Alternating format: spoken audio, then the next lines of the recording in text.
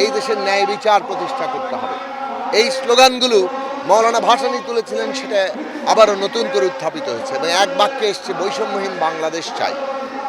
আজকে এই বৈষম্যহীন বাংলাদেশ করতে গেলে এবং এই সব মানুষের অধিকার, মর্যাদা, সার্বভৌম ক্ষমতা প্রতিষ্ঠা করতে গেলে জনগণের আমাদেরকে এমন একটা রাজনৈতিক ব্যবস্থা গড়ে তুলতে হবে যেটা গণতান্ত্রিক, যেটা জনগণের গণতান্ত্রিক ব্যবস্থা, যেখানে জনগণের হাতে ক্ষমতার কেন্দ্র থাকে, যারা জনগণের প্রতিনিধি হয় তারা জনগণের কাছে জবাবদিহি করতে বাধ্য হয়।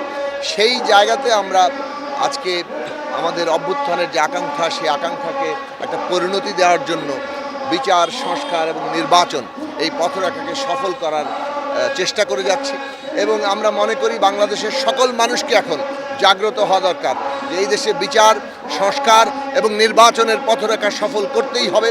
এর বিরুদ্ধে কোনো ষড়যন্ত্র যাতে সফল হতে না পারে সেই দিকে আমাদের মানুষের ঐক্যবদ্ধ শক্তি এবং তাদের সতর্ক অবস্থা, সদা প্রহরার অবস্থা, সেইটা আমাদের দরকার।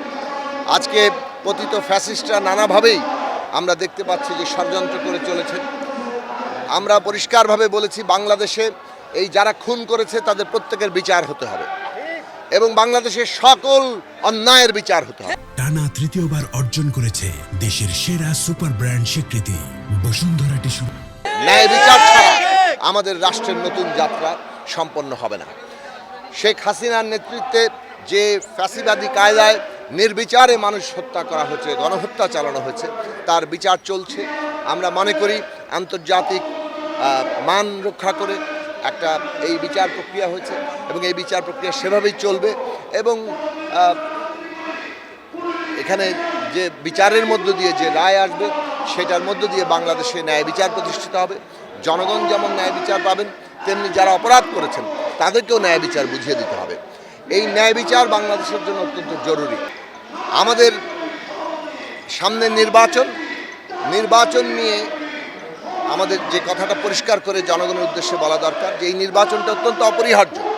যে সংস্কারের আকাঙ্ক্ষা, যে রাষ্ট্রকে নতুন করে গণতান্ত্রিক জায়গায় দাঁড় করানো, একটা নতুন রাজনৈতিক বন্দোবস্ত, একটা গণতান্ত্রিক পুনর্গঠনের যে দাবি, আওয়াজ, আকাঙ্ক্ষা তৈরি হয়েছে অভ্যুত্থানের মধ্যে দিয়ে, তার জন্য নির্বাচন জরুরি।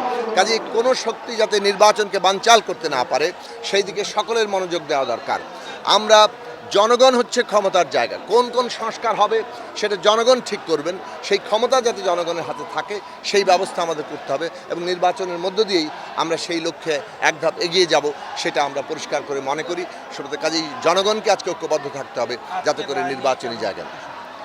আমরা মনে করি যে এই যে হত্যাযজ্ঞ চালানো হয়েছে সেই হত্যাযজ্ঞের যথাযথ বিচার হবে এবং মানুষ সন্তুষ্ট হয় এমন রায় আসবে।